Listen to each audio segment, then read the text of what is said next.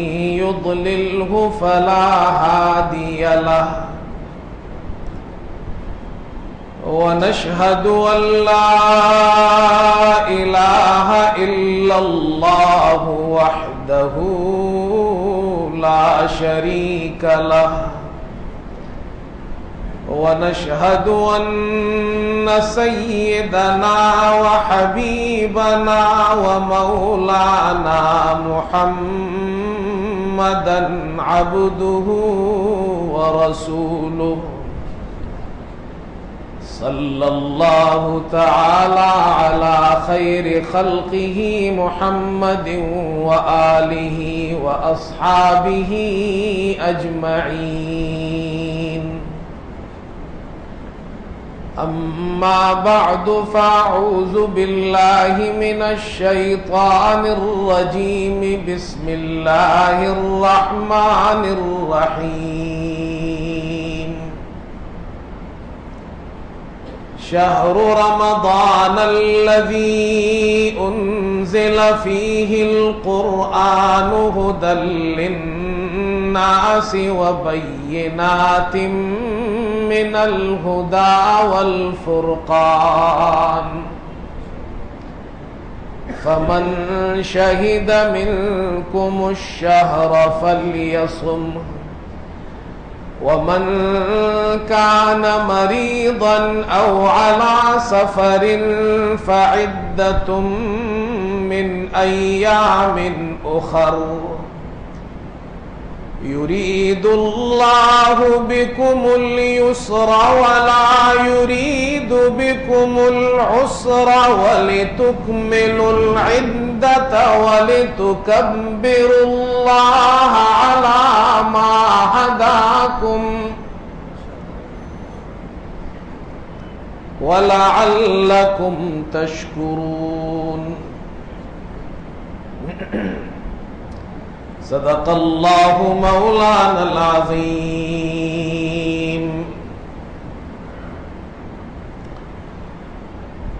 فرمایا کہ حرفوں میں محمد کے اشارات تو دیکھو صلی اللہ. آپ لوگ بہت خاموش ہیں. کراچی والے خاموش تو نہیں ہوتے اتنے. تھوڑے سے آپ ساتھ دے. محمد صلی اللہ علیہ وسلم آواز آنی چاہیے. حنفیہ مسجد ہے. مجھے تو بڑی خوشی ہوئی. ابھی مجھے پتہ چلا مدرسے کا نام جامعہ علی ہے. اللہ اکبر. ہم علی کے ماننے والے بھی ہیں. ہاں، ہماری مسجدوں کا نام بھی علی ہے, مدرسوں کا نام بھی علی ہے. عجیب بات آپ کو یہ بتاؤں, آج میں نے ظہر کی نماز جس مسجد میں پڑھی اس کا نام مسجد علی تھا, اور عشاء کی نماز جس مسجد میں پڑھی اس میں مدرسے کا نام جامع علی ہے. کچھ لوگ یہ کہتے ہیں ہمیں کہ یہ علی کو نہیں مانتے. میں ان سے کہتا ہوں ہم وہ ہیں, ہماری مسجدوں کا بھی نام علی ہے, مدرسوں کا بھی نام علی ہے. تم دکھاؤ کسی اپنے مرکز کا نام ابو بکر ہو. ہاں, اور یہاں خطبے کی کتاب بھی پڑھی ہوگی, دکھاؤ ذرا. اس خطبے میں ہم جب ہر جمعے کو خطبہ پڑھتے ہیں تو ہم کہتے ہیں ارحم امتی بامتی ابو بکر واشدہم فی امر اللہ عمر واصدقہم حیاء عثمان واقضاہم علی رضی اللہ عنہم. ہم علی کے ماننے والے ہیں. یہ میں اس لیے کہہ رہا ہوں, یہاں ایک صاحب نے کہا تھا پاکستان میں تو برطانیہ میں رہتا ہوں, اس کو جواب میں نے وہاں سے دیا تھا. جانتے ہوں گے آپ, نام اس کا علی ہے لیکن کام اس کا غلط ہے. اور اس نے کہا تھا کہ یہ لوگ اپنی مسجدوں میں علی کا نام بھی نہیں لکھ سکتے. میں نے کہا نام لکھنا تو دور کی بات, ہماری مسجد کے دروازوں پر علی کا نام ہوتا ہے. ہم محمد صلی اللہ علیہ وسلم کے ماننے والے ہیں, ان کے صحابہ کے بھی ماننے والے ہیں.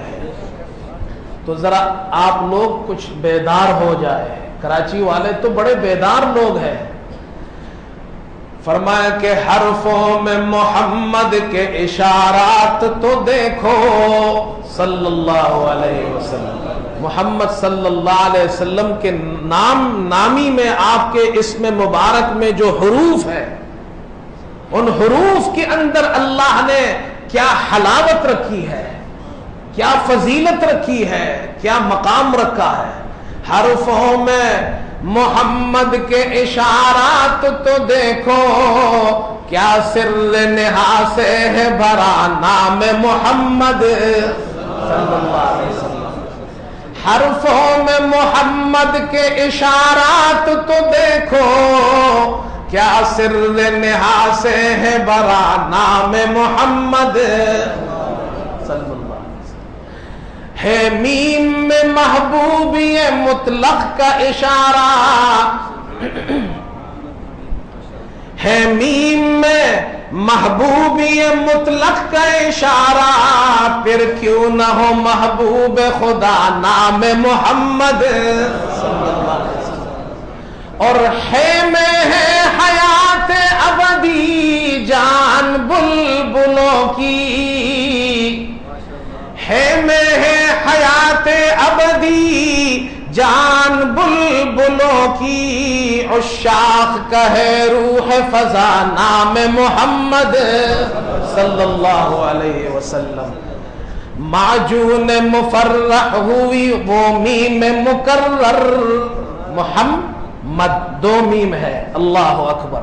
محمد صلی اللہ علیہ وسلم جب آپ پڑھتے ہیں محمد صلی اللہ علیہ وسلم تو آپ اس نام کو چومتے بھی ہیں.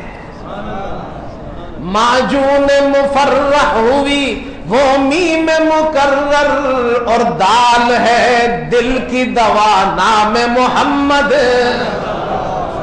معجون مفرح ہوئی وہ میم مکرر، اور دال ہے دل کی دوا نام محمد. اس نام کی لذت دل عشاق سے پوچھو، اس نام کی لذت دل عشاق سے پوچھو، جانا گئی تن میں جو لیا نام محمد صلی اللہ علیہ وسلم. درود شریف پڑھ لے ایک مرتبہ. اب آپ لوگ بیدار رہیں گے انشاءاللہ، تاکہ پتہ چلے جامعہ مسجد حنفیہ میں جو امام ابو حنیفہ کے نام کی نسبت ہے اس کے ساتھ اس میں بیان ہو رہا ہے. اور مسجد مدرسہ علی ہے. علی تو بہادر تھے، علی تو شیر خدا تھے. ہاں تو بہادروں والا مدرسہ ہے، امام ابو حنیفہ والی مسجد ہے، تو اس کے لوگ بھی حنفی ہو. حنفی کسے کہتے ہیں پتہ ہے آپ کو؟ حنیف. شرک کو، بدعات کو، گمراہی کو چھوڑ کر جو ایک صرف توحید پر ہو، توحید پر، اللہ کی توحید پر یکسو ہو، اس کو حنیف کہتے ہیں. آپ کی تو پوری مسجد کا نام حنفیہ ہے. اللہ مولانا کو جزائے خیر دے کہ انہوں نے یہاں ادارہ بنایا ہے، اللہ اس ادارے کو بھی قائم و دائم فرمائے. استقبال رمضان کے حوالے سے مولانا نے مجھے کہا کہ آپ کچھ بیان کریں. بہرحال میں کوشش کروں گا جو باتیں اللہ ذہن میں ڈال دے میں اچھی بات بیان کروں. رمضان کا مبارک مہینہ آنے والا ہے. اللہ تعالیٰ نے میرے دوستو اس امت پر بہت بڑے احسانات کیے ہیں، انعامات کیے ہیں. سب سے بڑا انعام مجھ پر، آپ پر، اس امت پر یہ ہے کہ اللہ نے ہمیں محمد صلی اللہ علیہ وسلم کی امت میں پیدا کیا ہے، اور اللہ نے ہمیں وہ نبی اور رسول عطا فرمایا ہے جو تمام انبیاء کا امام ہے. معراج کی رات، اللہ اکبر، معراج کی رات تمام انبیاء تشریف لائے، اور مسجد اقصی کے پاس جو علاقہ ہے سب بھر گیا نبیوں سے، رسولوں سے. حضرت جبریل علیہ السلام نے محمد صلی اللہ علیہ وسلم کا ہاتھ مبارک پکڑا، مصلی پہ کھڑا کیا، فرمایا نماز آپ پڑھائیں گے؟ رسول اور نبی آپ کے پیچھے 1,24,000 انبیاء نماز پڑھیں گے، اسی لیے آپ کو امام الانبیاء کہا جاتا ہے۔ اور ایک بات اور بھی سنتے جائیے، مسجد علی والوں، مدرسہ علی والوں، جبریل محمد صلی اللہ علیہ وسلم کا ہاتھ پکڑ کر آپ کو مصلی پر کھڑا کرتے ہیں، آپ نماز پڑھاتے ہیں، آپ امام الانبیاء ہے، لیکن پھر جب وقت آتا ہے محمد صلی اللہ علیہ وسلم ابو بکر کا ہاتھ پکڑ کر اپنے مصلی پر انہیں کھڑا کرتے ہیں۔ اسی لیے محمد صلی اللہ علیہ وسلم امام الانبیاء ہے، ابو بکر امام الصحابہ ہے۔ ہم امام الانبیاء کو بھی مانتے ہیں، امام الصحابہ کو بھی مانتے ہیں۔ علی نے بھی ان کے پیچھے نماز پڑھی تھی، عمر نے بھی ان کے پیچھے نماز پڑھی تھی۔ بہرحال اللہ کی بڑی نعمت ہے، محمد صلی اللہ علیہ وسلم ہمارے نبی ہے، سب کہو الحمدللہ۔ دوسری نعمت اللہ نے، یہ نعمت اللہ نے اس امت کو عطا کی ہے۔ دوسری نعمت اللہ نے ہمیں یہ عطا کی، اللہ نے ہمیں سب سے افضل کتاب قرآن مجید عطا فرمایا ہے۔ یہ کتاب کسی اور امت کو نہیں ملی۔ تیسری نعمت اللہ نے ہم پر یہ عطا فرمائی، میں مختصراً بات عرض کر رہا ہوں، اللہ نے ہمیں کتابوں میں سب سے بڑی کتاب عطا فرمائی، نبیوں رسولوں میں سب سے بڑا رسول اور نبی عطا فرمایا۔ اللہ نے زمانوں میں سب سے بہترین زمانہ رمضان کا مہینہ ہمیں عطا فرمایا۔ اللہ نے راتوں میں سب سے بہترین رات لیلۃ القدر کی رات ہمیں عطا فرمائی ہے۔ یہ اس امت پر اللہ کا عظیم احسان ہے۔ اب رمضان کا مہینہ آ رہا ہے، ہمیں رمضان کے مہینے میں کیا کرنا ہے، کیسے اس مہینے کو گزارنا ہے، اس کے لیے ضروری ہے کہ ہم سب سے پہلے ہمیں یہ معلوم ہو کہ یہ مہینہ کتنا افضل ہے۔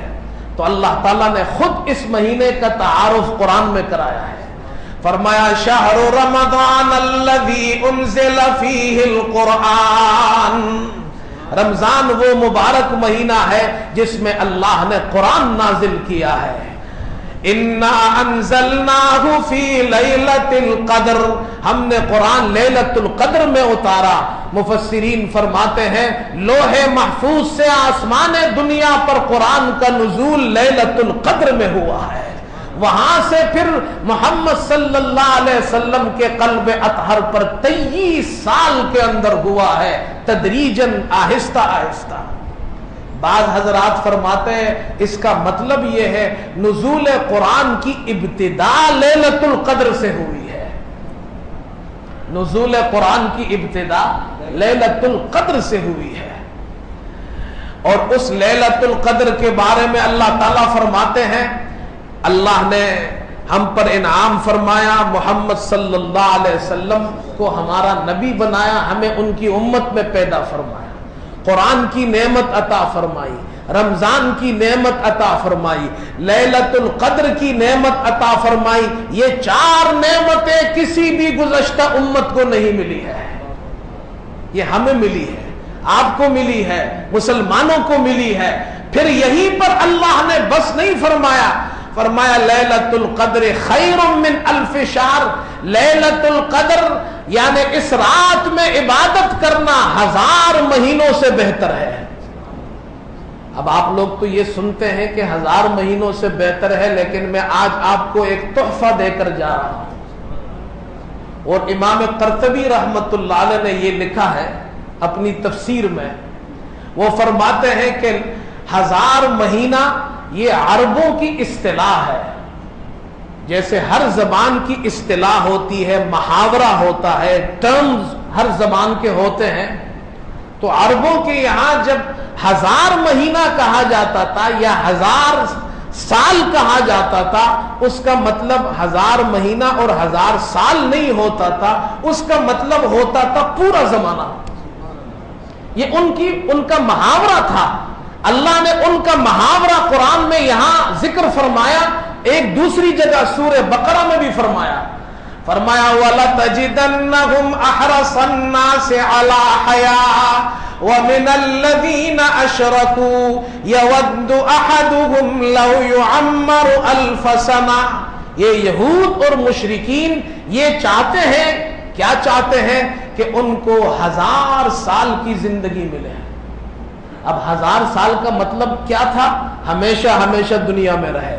جب یہ عربوں کی اصطلاح ہے تو اس کا مطلب یہ ہے لیلۃ القدر خیر من الف شہر کا مطلب یہ ہے ایک لیلۃ القدر کی رات جس مسلمان کو مل جائے وہ جتنا زمانہ اللہ نے پیدا کیا ہے پورے زمانے سے زیادہ افضل ہے۔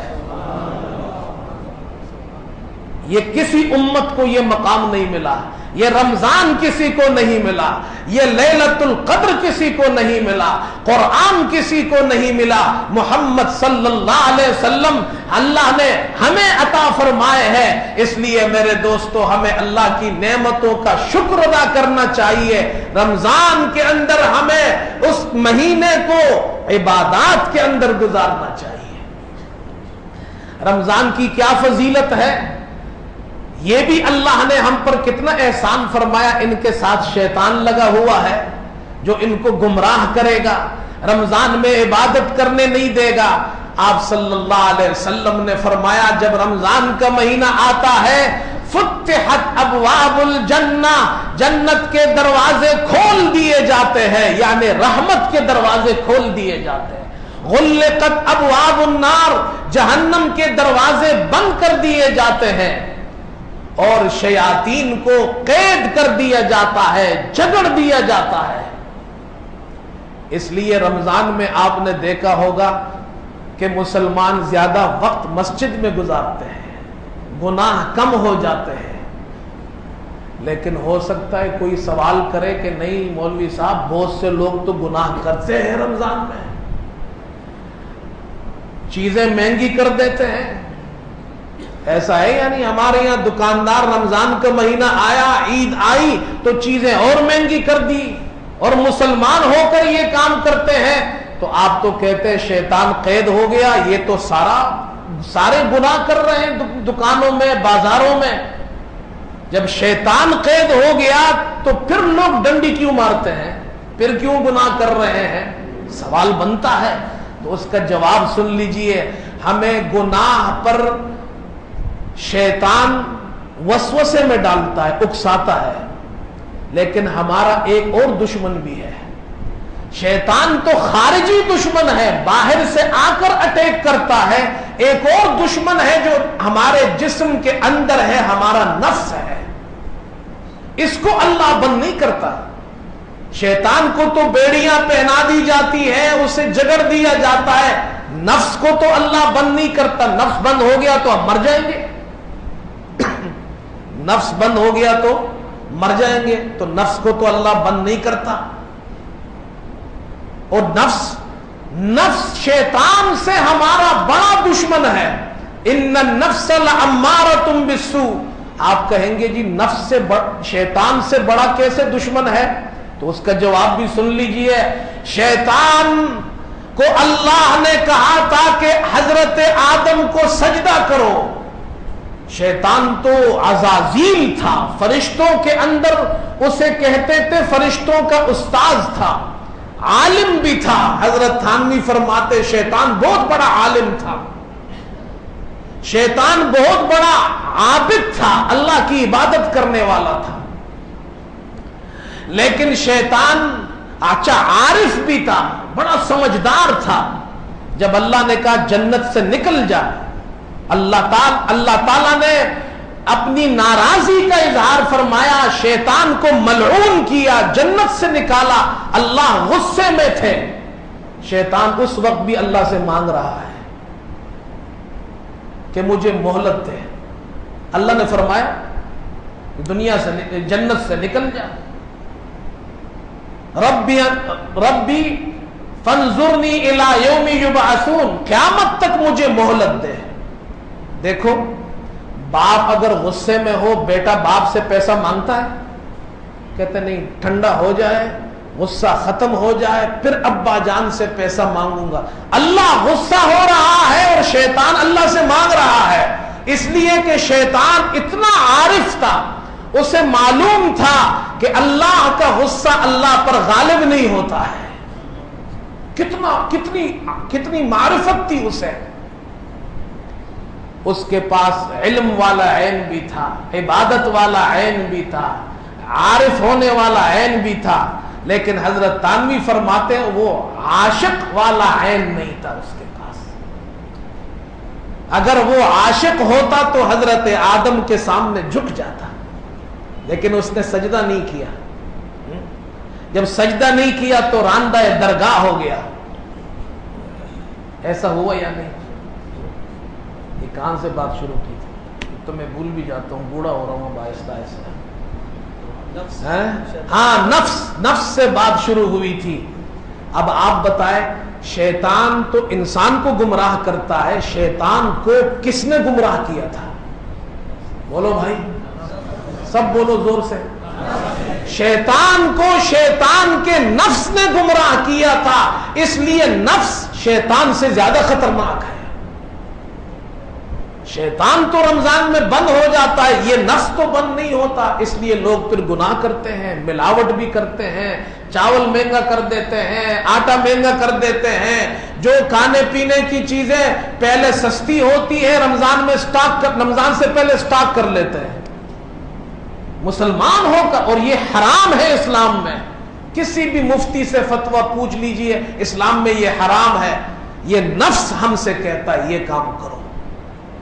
اس لیے بھائی جو لوگ دکاندار ہیں ان سے میری درخواست ہے، یہ رحمتوں والا مہینہ ہے، اس میں دام کم کرو، دام بڑھاؤ مت، دام کم کرو۔ تم دام کم کرو گے، اللہ تمہاری تجارت میں 1000 درجے برکت عطا فرمائے گا۔ پیسہ تو تم کما لو گے، لیکن تمہارے پیسے سے برکت ختم ہو جائے گی۔ بے برکت والا پیسہ تمہارے پیٹ میں جائے گا، تمہارے بچوں کے پیٹ میں جائے گا، کچھ نہیں ملے گا۔ پھر اللہ تعالیٰ نے یہ مہینہ عطا فرمایا اور رسول کریم صلی اللہ علیہ وسلم نے ترغیب دی۔ یہ ایسا مہینہ ہے کہ جس مہینے کے اندر عبادت کا اجر بڑھ جاتا ہے۔ صرف روزہ رکھنے پر کتنا اجر ملتا ہے؟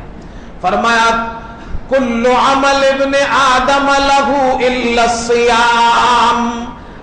بخاری کی روایت ہے، آپ صلی اللہ علیہ وسلم فرماتے ہیں، اللہ تعالیٰ فرماتا ہے کل عمل ابن آدم لہو الا الصیام فإنہ لی وأنا اجزی بہ۔ اللہ فرماتا ہے میرا بندہ ابن آدم جو بھی عمل کرتا ہے وہ اس کا ہے۔ اللہ اکبر، جو بھی عمل کرتا ہے وہ اس کا ہے۔ وہ نماز پڑھتا ہے، نماز اس کی ہے۔ وہ حج کرتا ہے، حج اس کا ہے۔ وہ زکوٰۃ دیتا ہے، زکوٰۃ اس کی ہے۔ وہ قرآن پڑھتا ہے، قرآن اس کا ہے۔ وہ ذکر کرتا ہے، ذکر اس کا ہے۔ کل عمل ابن آدم لہو الا الصیام۔ مگر جب رمضان کا مہینہ آتا ہے، آدم کا بیٹا جب رمضان کے مہینے میں صبح سے لے کر شام تک، غروب آفتاب تک گرمی میں روزہ رکھتا ہے، پسینے میں شرابور ہوتا ہے، اسے پیاس لگتی ہے وہ پانی نہیں پیتا، اسے بھوک لگتی ہے وہ کھانا نہیں کھاتا، وہ صرف میرے لیے بھوکا رہتا ہے، میرے لیے وہ پیاسا رہتا ہے۔ اللہ فرماتے ہیں اس کی ساری عبادات اس کے لیے ہے، لیکن روزہ اللہ فرماتے میرے لیے ہے، اس کا بدلہ میں ہی عطا کروں گا۔ کل عمل ابن آدم لہو الا الصیام فإنہ لی وأنا اجزی بہ۔ ہمارے استاد فرماتے تھے کہ ایک روایت یہ بھی ہے، कुल्लु अमल इब्न आदम लहू इल्ला सियाम फ़इन्न कुल्लु अमल इब्न आदम लहू इल्ला सियाम फ़इन्नहु ली व अना उज्ज़ा बिही। हमारे वालिद साहब जो हमारे उस्ताद भी थे, वो फरमाते थे, अल्लाह ताला फरमाता है इब्ने आदम का हर अमल उसका है, लेकिन रोजा मेरे लिए है, रोजे का बदला मैं अल्लाह खुद हूं। रोजे का बदला मैं अल्लाह खुद हूं। अल्लाह अकबर। कि अल्लाह जब अल्लाह कितना बदला देगा अपनी शान के मुताबिक। इसको एक मिसाल से समझो। हजरत अली रजी अल्लाह ताला अन्हु के पास एक आदमी आया, फरमाया हजरत कुछ शहद चाहिए। जैसे मोहल्ले में लोग एक दूसरे से पड़ोस में, आस पड़ोस में चीनी मांग लेते हैं, नमक मांग लेते हैं जरूरत के वक्त। उन्होंने मोहल्ले में कोई बंदा आया, फरमाया हजरत थोड़ा सा शहद चाहिए, जरूरत है। आपने शहद का पूरा मशकीजा दे दिया, पूरा मशकीजा शहद। हजरत अली तो अली थे, आपके मदरसे का नाम भी अली है, तो भाई यहाँ के लोग सखी भी होने चाहिए। हाँ भाई, जब आप लोग इस मदरसे में आपके बच्चे पढ़ते हैं तो आपके अंदर हजरत अली वाली सखावत भी होनी चाहिए। हम उस अली को मानते हैं जो सखी था, हम उस अली को मानते हैं जो बहादुर था, हम उस अली को मानते हैं जो फैसला करने में हक बजानिब था, हम उस अली को मानते हैं जो शेर खुदा था, हम उस अली को मानते हैं जो फातेह खैबर था, हम उस अली को मानते हैं जो पैगंबर का भी प्यारा था, सहाबा का भी प्यारा था। अली की सखावत देखो। एक शख्स आया, फरमाया हमें थोड़ा सा शहद चाहिए। आपने पूरा मशकीजा दे दिया। साथियों ने पूछा हजरत वो तो थोड़ा सा शहद मांगने आया था, आपने इतना बड़ा मशकीजा दे दिया। जुमला सुनो हनफी मस्जिद वालों, ये जुमला सुनो। आज अगर तुम्हें तकरीर में कोई भी बात याद ना हो, अली का ये जुमला याद कर लो। याद करोगे? उस शख्स ने, लोगों ने पूछा, वो शख्स एक थोड़ा सा शहद मांगने आया था, आपने पूरा मशकीजा दे दिया। हजरत अली ने कहा, खूब कहा। क्या जुमला फरमाया? फरमाया उसने अपनी शान के मुताबिक मांगा, हमने अपनी शान के मुताबिक अता किया। हम उस अली के मानने वाले हैं। कंजूस वो जो अली का मानने वाला हो वो कंजूस नहीं हो सकता, जो कंजूस होगा वो अली का नहीं हो सकता। भाई आज तो सारी बातें आपके मदरसे अली पर हो रही है। जो अली का है वो कंजूस। अब एक बात और सुनो, जब अली अपनी शान के मुताबिक अता करे तो अली का खुदा अपनी शान के मुताबिक क्या अता करेगा? अल्लाह फरमाते हैं कुल्लु अमल इब्ने आदम लहू इल्ला सियाम फ़इन्नहु ली व अना अज्ज़ी बिही। मेरा बंदा जो भी अमल करे वो उसका है, रोजा मेरा है, मैं अपनी शान के मुताबिक उसको बदला दूंगा। इसलिए मेरे दोस्तों, थोड़ी थोड़ी बीमारियों पर, हाँ जरा सा नजला आ गया, छींक आ गई तो रोजा छोड़ दिया, ये बहुत बड़ा नुकसान है। रोजा मत छोड़ो, रोजा रखो। अल्लाह अकबर। ये है हमारा रोजा। तो भाई रोजा रखेंगे सब, खूब शौक के साथ रोजे रखो, और रात को तरावी भी पढ़ो शौक के साथ। हाँ, रसूल करीम सल्लल्लाहु अलैहि वसल्लम ने फरमाया जिसने रमजान का रोजा रखा ईमान के साथ सवाब की नीयत से, अल्लाह उसके गुज़श्ता गुनाह माफ कर देता है। जिसने रमजान में क़ियाम किया, तरावीह पढ़ी ईमान के साथ सवाब की नीयत से, अल्लाह उसके गुज़श्ता गुनाह माफ कर देता है। एक जगह मैंने बयान किया तो एक साहब तशरीफ लाए, उन्होंने कहा एक आदमी है, शराबी भी है, जानी भी है, कातिल भी है, जालिम भी है, रमजान का रोजा रखा, सारे गुनाह माफ हो गए। मौलवी जी तो फिर ये सारे लोग तो गुनाह करते रहेंगे, रमजान आएगा तो सारे गुनाह माफ हो जाएंगे। तो मैंने उसको जवाब दिया, लेकिन जवाब से पहले एक बात और भी कही। میں نے کہا بھائی جب اللہ کسی کو معاف کرتا ہے تو تمہیں کیا تکلیف ہے؟ میرا اللہ جب کسی کو معاف کرے تمہیں کیا تکلیف ہے؟ بولو بھائی، بادشاہ کے سامنے کوئی بڑے سے بڑا مجرم ہو، دنیا میں ایسا ہوتا ہے جب کوئی نیا بادشاہ آتا ہے مجرموں کو معاف کر دیتا ہے، کوئی پوچھتا ہے اس سے، وہ تو بادشاہوں کا بادشاہ ہے، تم کو یہ حق کس نے دیا ہے؟ تم اللہ سے پوچھو۔ بولو بھائی، یہ حق کس نے دیا ہے؟ کسی نے دیا ہے؟ اب جواب بھی سنیے اس کا، ایک جواب تو یہ ہو گیا، دوسرا جواب سنیے۔ یہ جو فضیلت آتی ہے کہ رمضان کے روزہ رکھنے سے گناہ معاف ہو جاتے ہیں، لیلۃ القدر میں عبادت کرنے سے گناہ معاف ہو جاتے ہیں، تراویح پڑھنے سے گناہ معاف ہو جاتے ہیں، اس کا مطلب ہے صغیرہ گناہ معاف ہو جاتے ہیں، کبیرہ گناہ توبے سے معاف نہیں ہوتے،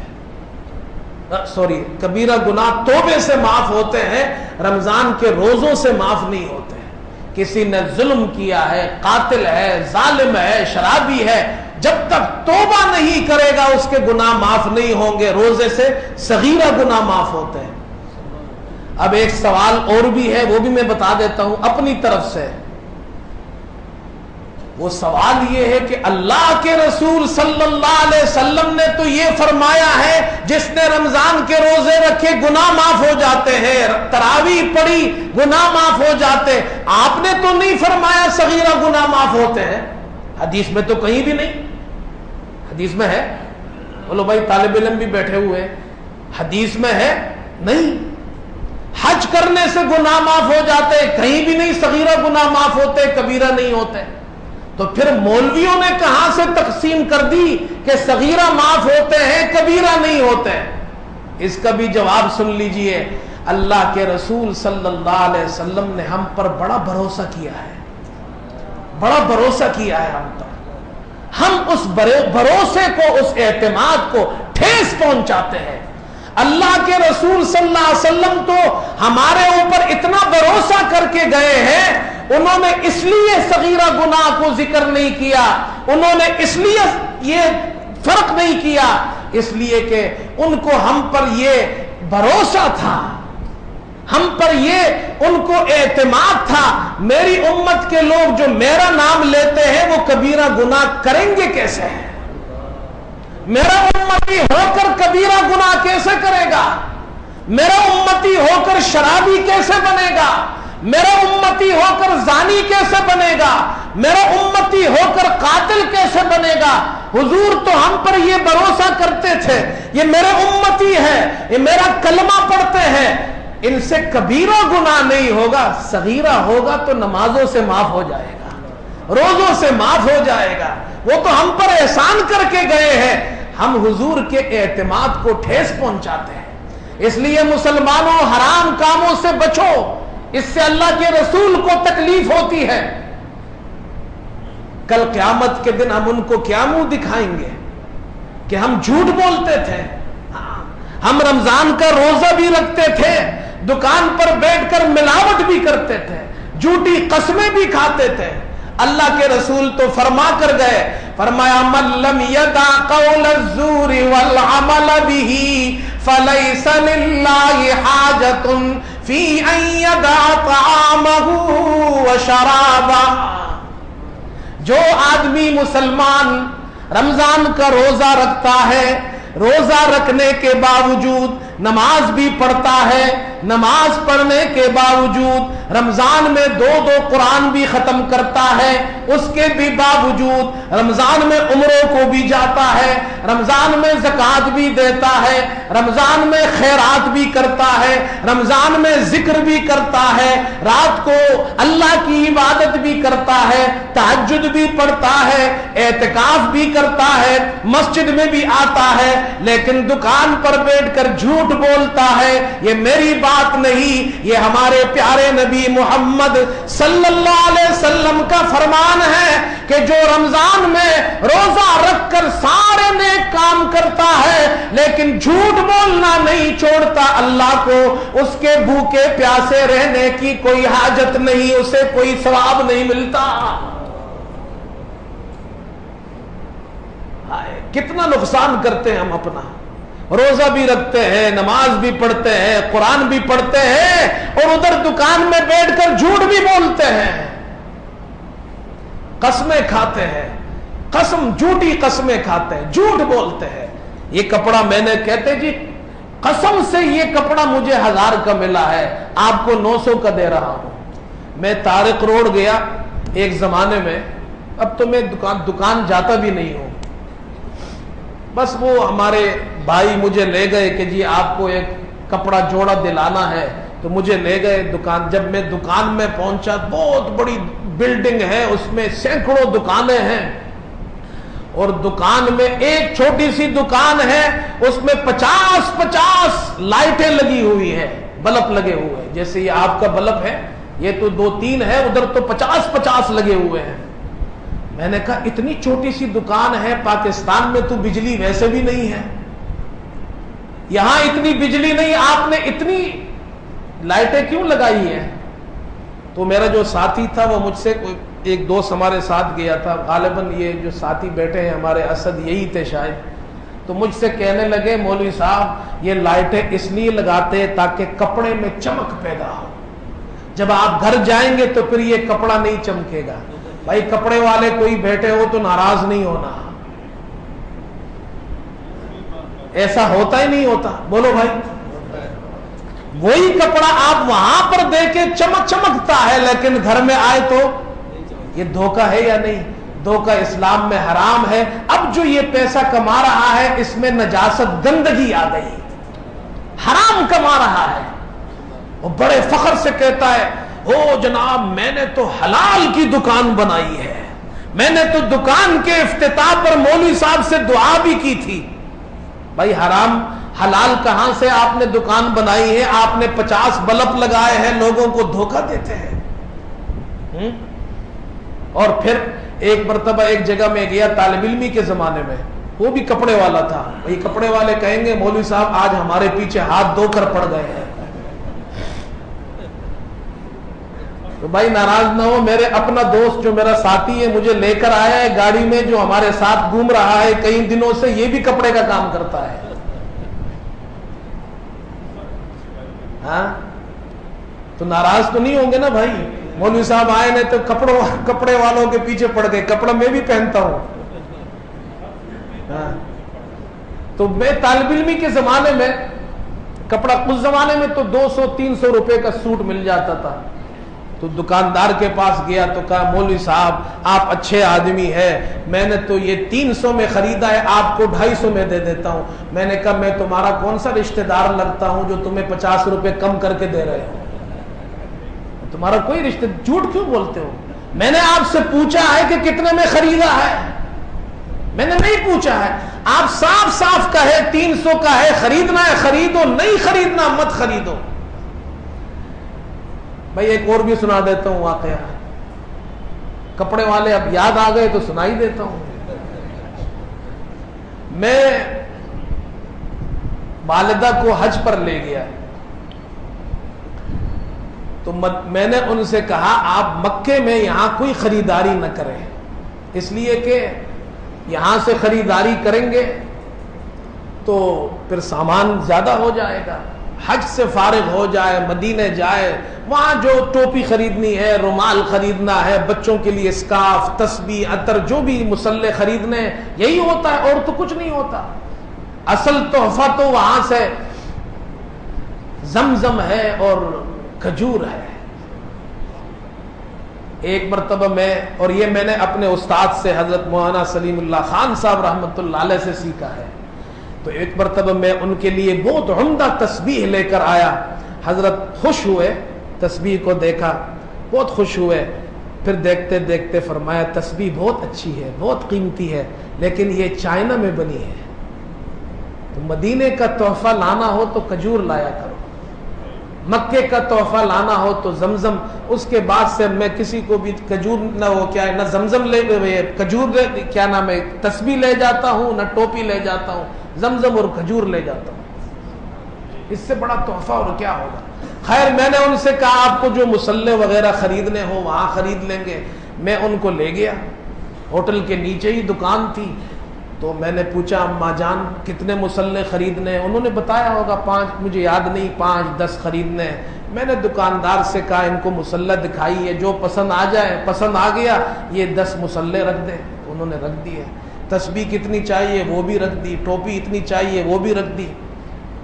تو اماں نے تھوڑی دیر کے بعد کہا کہ آپ واپس چلتے ہیں۔ واپس چلے گئے۔ دوسرے دن وہ خود نیچے اتری اور مجھے نہیں لے گئی۔ میں نے کہا جی آپ مجھے کیوں نہیں لے گئی؟ آپ نے تکلیف کی۔ فرمایا بیٹا تمہیں خریداری نہیں آتی ہے، دکاندار کے ساتھ جب تک ہم لوگ آدھا گھنٹہ بحث نہ کریں تو وہ صحیح دام پر نہیں دیتا ہے۔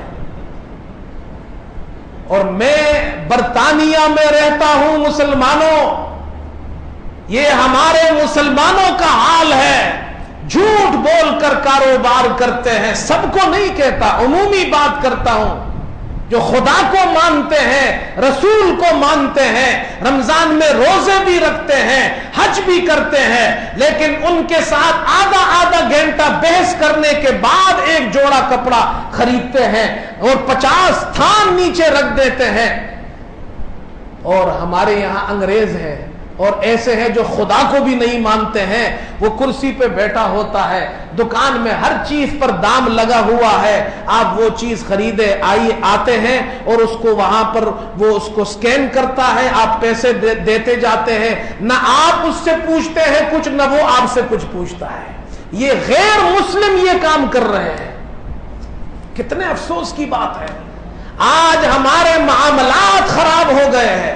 میرے دوستو، دین صرف عبادت کا نام نہیں ہے، دین ہمارے معاملات کا نام ہے، دین ہماری معاشرت کا نام ہے، دین ہمارے اخلاق کا نام ہے۔ اور رمضان کا جو کورس کرایا جاتا ہے اس کا مقصد یہ ہے کہ یہ جھوٹ بولنا چھوڑ دے، یہ غیبت کرنا چھوڑ دے، یہ دھوکہ دینا چھوڑ دے، یہ ملاوٹ کرنا چھوڑ دے۔ صبح سے شام تک تم حلال کھانا نہیں کھاتے، حلال پانی نہیں پیتے، بیوی حلال ہے اس کے قریب نہیں جاتے۔ یہ پریکٹس اس لیے ہو رہی ہے کہ جب تمہاری اچھی طرح پریکٹس ہو جائے اب حرام مت کھانا، اب جھوٹ مت بولنا۔ بعض علماء، امام اوزاعی رحمت اللہ علیہ، بھائی مجھے تو ابھی اندازہ ہوا کہ وقت کا آپ کی کیا ترتیب ہے یہاں، آپ لوگ جانا چاہتے ہیں؟ بھائی ساری رات تو نہیں کر سکتا ہوں، ساری رات تو نہیں کر سکتا، اتنا تو مشکل ہے۔ ایک اور جگہ بھی جانا ہے، وہ ساتھی بھی سن رہے ہوں گے تو وہ بھی کہیں گے جی جلدی آؤ۔ ساری رات تو نہ کہو، اللہ آپ کو خوش رکھے، انشاءاللہ دوسری مرتبہ آؤں گا۔ امام اوزاعی رحمت اللہ علیہ بہت بڑے عالم گزرے ہیں، ان کا فتویٰ سنیں پہلے۔ ان کا فتویٰ یہ ہے کہ جو شخص مرد ہو یا عورت مسلمان روزہ رکھ کر غیبت کرے، روزہ رکھ کر غیبت کرے، اس کا روزہ ٹوٹ جاتا ہے، اس کا روزہ فاسد ہو جاتا ہے۔ یہ ان کا فتویٰ ہے۔ امام اوزاعی کون تھے؟ جس شخص کا فتویٰ میں نے سنایا ہے وہ اتنے بڑے عالم تھے، شام کے بہت بڑے امام تھے وہ۔ ان کے ایک شاگرد ہے سفیان ثوری۔ سفیان ثوری یہ کون تھے؟ امیر المومنین فی الحدیث۔ علماء، ان کے زمانے کے علماء کہتے تھے یہ حدیث کی فیلڈ کا امام ہے، یہ حدیث کی فیلڈ کا امیر المومنین ہے، امیر المومنین فی الحدیث۔ اس زمانے میں حدیث کی کتابیں اس طرح لکھی ہوئی نہیں ہوتی تھی۔ سفیان، اور اس زمانے میں لوگوں کو حدیثیں اگر یاد ہو تو بڑی بات سمجھی جاتی تھی۔ سفیان ثوری کو 30,000 حدیثیں زمانی یاد تھی، اتنے بڑے محدث، اور وہ شاگرد ہے امام اوزاعی کے۔ امام اور سفیان ثوری مکے میں ہے، امام اوزاعی تشریف لائے حج کے لیے۔ سفیان ثوری کو پتہ چلا میرے استاد آ رہے ہیں تو وہ مکے سے باہر نکلے استقبال کے لیے۔ اس زمانے میں قافلے چلتے تھے اونٹ کے، اور اونٹوں کے قافلے ایسے ہوتے تھے کہ قطار میں ہوتے تھے، ایک اونٹ، اس کے پیچھے اونٹ رسیاں بندی ہوتی تھی، تو وہ دوڑتے دوڑتے آئے، مکے سے باہر آئے اور اپنے استاد کی اونٹ کی رسی کھولی اور وہ رسی اپنے گردن میں ڈال دی۔ استاد اونٹ پر بیٹھے ہوئے ہیں اور شاگرد نے اونٹ کی رسی اپنے گلے میں ڈال دی، اور شاگرد بھی کوئی معمولی شاگرد نہیں، امیر المومنین فی الحدیث ہے، اور گلے میں رسی ڈال کر آگے آگے چل رہے ہیں۔ لوگوں سے کہتے ہیں میرے شیخ آ رہے ہیں، میرے شیخ کو راستہ دو۔ اپنے استادوں کی قدر کیا کرو۔ وہ امام اوزاعی فرماتے ہیں جس نے رمضان میں غیبت کی اس کا روزہ ختم ہو گیا۔ لیکن اللہ جزائے خیر دے، جمہور فقہا کو، امام ابو حنیفہ، امام شافعی، امام مالک، امام احمد رحمہم اللہ، یہ چاروں امام، ان کو کہتے جب یہ متفق ہو جائے تو کہتے جمہور فقہا یہ فرماتے ہیں کہ رمضان میں اگر کوئی جھوٹ بولتا ہے، غیبت کرتا ہے، اس کا روزہ تو نہیں ٹوٹے گا، روزہ ہو جائے گا، دوبارہ ٹیکنیکلی اس کو قضا کرنے کی ضرورت نہیں ہے، لیکن روزے کی جو برکت ہے وہ برکت ختم ہو جائے گی، وہ اسے نہیں ملے گا۔ تو اس لیے رمضان میں جھوٹ مت بولو، غیبت مت کرو، اور رمضان کے اندر غریبوں پر رحم کرو۔ یہ ایک حدیث سنا کر میں ختم کرتا ہوں۔ رسول کریم صلی اللہ علیہ وسلم نے صحابہ اکرام کو یہ رمضان کی فضیلتیں بھی سنائی کہ رمضان کے اندر تم اس طرح روزہ رکھو کہ تم عبادت کرو، دن کو رمضان کا روزہ رکھو، رات کو عبادت کرو، تراویح پڑھو۔ کتنی تراویح پڑھتے ہیں آپ؟ زور سے بولو آپ۔ اس پر گناہ بھی نہیں ملتا ہے بولنے پر، وہ پرچہ بھی نہیں کٹتا ہے۔ 20 پڑھتے ہیں نا، کچھ لوگ 8 پڑھتے ہیں، بعض لوگ جگڑ پڑھتے ہیں، یہ تو شعر بن گیا۔ کچھ لوگ 20 پڑھتے ہیں، کچھ 8 پڑھتے ہیں، کچھ جگڑ پڑھتے ہیں۔ تو رمضان میں جھگڑا مت کرو، 20 والے 20 پڑھو، 8 والوں کو 8 پڑھنے دو۔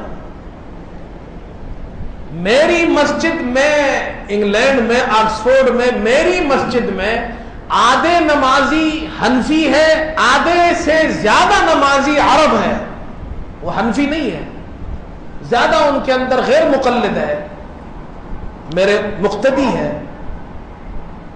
لیکن وہ مسئلہ مجھ سے پوچھتے ہیں، میں ان سے پوچھتا ہوں تم کس فقہ پر عمل کرتے ہو؟ بہت سے ایسے ہیں جو مالکی فقہ پر عمل کرتے ہیں، حنبلی بہت سے نہیں کرتے، ان کو میں ان کا فتویٰ دیتا ہوں۔ ضروری تو نہیں ہے آپ سب کو حنفی بنائیں، مالکی بھی ٹھیک ہے، شافعی بھی ٹھیک ہے، حنبلی بھی ٹھیک ہے۔ خیر، میں اپنی مسجد میں رمضان کے اندر جب پہلی تراویح ہوتی ہے میں ایک حدیث سناتا ہوں اور کوئی جھگڑا نہیں ہوتا۔ وہ جو عرب ہے وہ میرے پیچھے 20 رکعت پوری پڑھتے ہیں، اور وہ جو ہمارے حنفی مسلمان ہیں بیچارے پاکستانی، وہ درمیان میں چھوڑ کر بھی چلے جاتے ہیں۔ آپ مناظرے تو کر رہے ہیں لیکن آپ کے حنفی 20 رکعت پڑھتے بھی ہیں۔ ہمارے بہت سے مولوی، اور نوجوانوں سے کہتا ہوں، نوجوان علماء سے مناظروں سے کچھ نہیں ہوتا۔ ہاں ٹھیک ہے، حق اور باطل جب سامنے ہوگا پھر مناظرہ کریں گے، حق اور باطل جب سامنے ہوگا پھر مناظرہ ہوگا۔ بھئی یہ کیا، کوئی ادھر ہاتھ رکھتا ہے، کوئی ادھر رکھتا ہے، کوئی رفع یدین کرتا ہے۔ ہاں، ہمارے والد صاحب رحمت اللہ علیہ فرمایا کرتے تھے یہ رفع الیدین کرنا، آمین زور سے پڑھنا یا آمین آہستہ پڑھنا، رفع الیدین نہیں کرنا، یہ سب حضور صلی اللہ علیہ وسلم کی سنتیں ہیں۔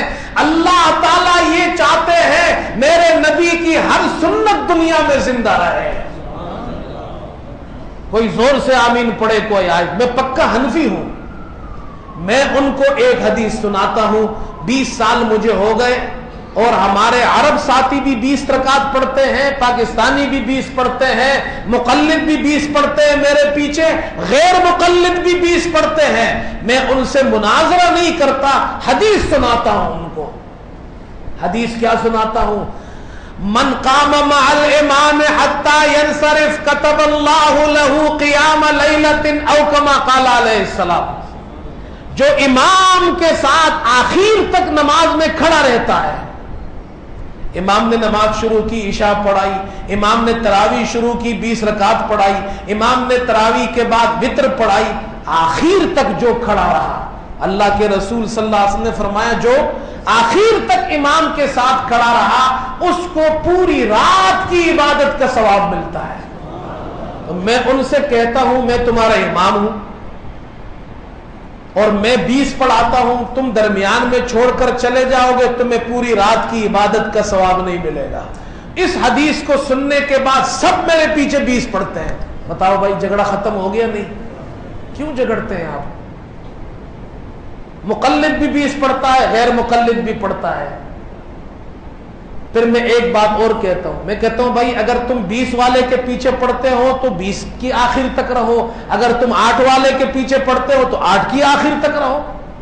ٹھیک ہے، بات ہو گئی. جس مسجد میں 8 ہوتی ہے ان کی آخر 8ویں میں ہو جاتی ہے، جس مسجد میں 20 ہوتی ہے ان کی آخر 20ویں میں ہو جاتی ہے. لڑنے جھگڑنے میں اپنا رمضان خراب مت کرو بھائی. ایسا کرو گے نہیں کرو گے؟ انشاءاللہ 20 پوری پڑھو، اس لیے کہ مجھے معلوم ہے یہ مسجد حنفیہ ہے، یہاں 20 پوری ہوتی ہے. اور میں اس جھگڑوں میں نہیں پڑھتا کہ بھائی کیا دلیل ہے کیا دلیل نہیں ہے. سیدھی سی بات ہے، حضرت عمر رضی اللہ تعالی عنہ جن کے بارے میں اللہ کے رسول صلی اللہ علیہ وسلم نے یہ ارشاد فرمایا کہ اللہ نے عمر کی زبان پر حق کو جاری کیا، اس عمر رضی اللہ تعالی عنہ نے اپنے دور کے اندر اپنی خلافت کے اندر جن کے بارے میں اللہ کے رسول نے فرمایا میری سنت پر عمل کرو، خلفائے راشدین کی سنت پر عمل کرو، انہوں نے سب کو 20 رکعت تراویح پر ایک امام کے پیچھے جمع کر دیا. باقی جو ان سے پہلے ہوتی تھی وہ الگ بات ہے. جب سے 20 شروع ہوئی، آج حرم شریف میں 20 رکعت ہوتی ہے، مکے میں بھی 20 ہوتی ہے، مدینے میں بھی 20 ہوتی ہے. اس وقت سے جب سے حضرت عمر نے مدینے میں سب کو 20 پہ کھڑا کیا تھا آج تک 20 ہو رہی ہے. ہم علی والے بھی ہیں، عمر والے بھی ہیں. بولو بھائی ہے نہیں؟ ہم علی والے بھی ہیں اور عمر والے بھی ہیں. عمر نے 20 پڑھی اور لوگوں کو 20 پہ اکٹھا کیا، ہم عمر والے ہیں. رسول کریم صلی اللہ علیہ وسلم نے 3 راتیں پڑھائی ہیں، 3 راتیں پڑھائی نا، پھر چھوڑ دی اور فرمایا اگر میں ہمیشہ پڑھاؤں گا فرض ہو جائے گی، پھر تم نہیں پڑھ سکو گے. تو اگر کوئی یہ کہے کہ جی انہوں نے تو 20 نہیں پڑھائی، وہ الگ مسئلہ ہے، میں اس طرف نہیں جاتا. لیکن انہوں نے تو 3 راتوں سے زیادہ پڑھائی بھی نہیں ہے. اگر سنت کو دیکھنا ہے، حضرت عمر کو نہیں دیکھنا اور صرف اللہ کے رسول صلی اللہ علیہ وسلم کو دیکھنا ہے، تو پھر تو رسول کریم صلی اللہ علیہ وسلم نے 3 راتیں پڑھائی ہے، 3 راتوں سے بھی زیادہ نہیں پڑھنے چاہیے. اس لیے سنت صحابہ کے ساتھ کنیکٹڈ ہے، سنت صحابہ کے ساتھ کنیکٹڈ ہے. سنت اس لیے کنیکٹڈ ہے کہ صحابہ حضور کے شاگرد ہیں، وہ ہمیں بتائیں گے سنت کا مطلب کیا ہے. ہم ڈائریکٹ صحابہ کو اوورٹیک کرتے ہوئے سنت پہ نہیں جائیں گے. آپ میری بات سمجھے؟ ہمیں یہ اتھارٹی نہیں صحابہ کو درمیان سے ہٹا کر سنت پہ جائے. ہمارا کام ہے صحابہ سے پوچھیں گے آپ بتائیے سنت کیا ہے، صحابی بتائے گا سنت یہ ہے. بہرحال ان چکروں میں نہ پڑے، اپنا رمضان خراب نہ کرے، تراویح پڑھے، عبادات کرے. اور لوگ وہ جو آخری حدیث تھی وہ بھی سن لے. آپ صلی اللہ علیہ وسلم نے فرمایا جس نے رمضان میں کسی روزے دار کو افطار کرایا، جس نے رمضان میں کسی روزے دار کو افطار کرایا، فرمایا من فطر صائما کان له مثل اجرہ من غیر ان ينقص من اجرہ شیئا. جس نے کسی روزے دار کو افطار کرایا، من فطر صائما کان له مثل اجرہ، وہ جو غریب شخص جس کو آپ نے افطار کرایا اس کے روزے کے اجر و ثواب کے برابر آپ کو ثواب ملے گا. من غیر ان ينقص من اجرہ شیء، اس کے ثواب میں کوئی کمی نہیں ہوگی. اس غریب کو تو روزے کا پورا ثواب ملے گا, آپ کو بھی ملے گا. ایک کو کرایا ایک روزے کا, دو کو کرایا دو کے روزوں کا, تین کو کرایا تین کے روزوں کا. صحابہ نے حدیث سنی, آپ نے بھی سنی نا, صحابہ نے بھی سنی تھی. تو صحابہ نے سوال کیا, لیس کلنا نجد ما نفطر بہ الصائم, اے اللہ کے رسول ہمیں تو خود بھی کھانے کو نہیں ملتا تو ہم کسی کو اور کو کیا کھلائیں گے. اللہ اکبر. آپ صلی اللہ علیہ وسلم نے فرمایا, اگر تم کسی روزے دار کو کھجور کا ایک دانہ کھلا کر افطار کرا دو, ایک گھونٹ پانی پلا کر بھی افطار کرا دو, اللہ اس پر بھی تمہیں یہ اجر عطا کرے گا. تو آج یہاں سے مسجد سے جب ہم جائے تو ہم یہ عہد کر کے جائے کہ ہم اپنے روزے کی بھی حفاظت کریں گے اور غریبوں کو بھی افطار کرائیں گے انشاءاللہ. کہو سب وآخر دعوانا ان الحمدللہ رب العالمین. بس جی 12 بجے تک جے بھائی ایسا ہوا تھا کہ ایک زمانے میں ہندوستان میں اندرا گاندھی کی حکومت تھی. بہرحال یہ ایک لطیفہ ہے, کہاں تک سچ ہے اللہ ہی جانتا ہے. تو اس نے ضیاء الحق مرحوم کی حکومت تھی, ان کو کہا کہ ہمارے پاس ایک فوج ہے جو سکھ ہے, ہم اگر ان کو بیچ دیں گے تو وہ تمہارا ستیہ ناش کر دیں گے, اس لیے کہ 12 بجے کے بعد پھر سکھ ان کی بجلی آؤٹ ہو جاتی ہے. تو ضیاء الحق مرحوم تو ضیاء الحق تھا, اس نے کہا تم سکھ کو بھیجو یا کسی اور کو بھیجو, ہمارے پاس ایک قوم ہے جس کو پٹھان کہتے ہیں, ان کا ہر وقت آؤٹ ہوتا ہے. تو بھائی ایسا مت کہو مجھے 12 بجے تک. ہاں اللہ آپ کو خوش رکھے. وآخر دعوانا الحمدللہ رب العالمین. الحمدللہ رب العالمین والعاقبۃ للمتقین والصلاة والسلام علی اشرف الانبیاء والمرسلین وعلی آلہ واصحابہ اجمعین. اللہم انا نسألک ایمانا کاملا وعلما نافعا وعملا صالحا ورزقا واسعا وشفاء من کل داء یا رب العالمین. دعا فرمائیے اللہ تعالی ہماری اس مجلس کو قبول فرمائے, ہمارے اس کہنے سننے کو قبول فرمائے. اے اللہ اس کہنے سننے میں جو خطائیں کوتاہی ہوئی اسے معاف فرما دے. اے اللہ ہم پر اور پوری امت پر اپنا خاص رحم کرم فرما دے. ہمارے صغیرہ کبیرہ تمام گناہوں کو معاف فرما دے. اے اللہ رمضان کا یہ مبارک مہینہ آ رہا ہے, یہ مبارک ساعات ہمیں نصیب فرما دے. اے اللہ ہمیں روزہ رکھنے کے لیے صحت تندرستی نصیب فرما. اے اللہ ہمیں قیام تراویح کی توفیق نصیب فرما. اے اللہ ہمیں تیرا کلام پڑھنے کی توفیق نصیب فرما. رمضان کے مہینے کے اندر خیر کے کام کرنے کی توفیق نصیب فرما. لوگوں کے ساتھ بھلائی اور ہمدردی کی توفیق نصیب فرما دے. اے اللہ ہمارے گھروں کو بھی عبادت کی جگہ بنا دے, ہماری مسجدوں کو بھی عبادت کی جگہ بنا دے. اے اللہ ہمارے معاملات بھی اچھے فرما, ہماری معاشرت بھی اچھی فرما, ہمارے اخلاق بھی درست فرما. ایک دوسرے کے لیے اے اللہ ہمارے دلوں میں محبت الفت کو قائم فرما دے. اے اللہ آپس میں دشمنیوں کو, بغض کو, عداوت کو ختم فرما دے. پوری امت کو ایک کلمے پر متفق فرما, تیرے نبی صلی اللہ علیہ وسلم کی سنت پر متفق فرما. اے اللہ حق پر متفق فرما. اے اللہ جو بیمار ہے گھروں میں ہسپتالوں میں ان کو صحت تندرستی نصیب فرما. یہ جو کرونا کی وبا پھیلی ہوئی ہے دعا فرمائے اللہ اس سے ہم سب کو نجات نصیب فرمائے.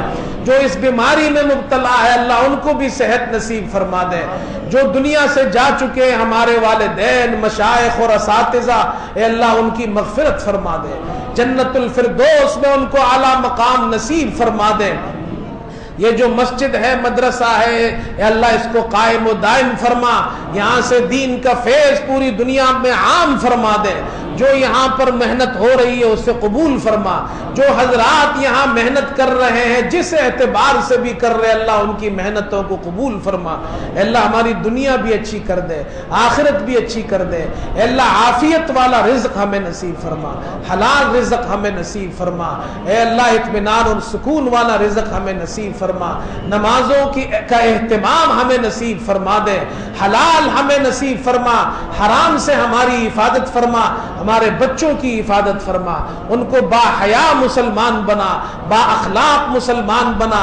اے اللہ اس ملک کے پاکستان کی حفاظت فرما، یہاں کے چپے چپے کی حفاظت فرما، یہاں کے امن اور امان کو قائم فرما دے، فتنے اور فساد کو دور فرما۔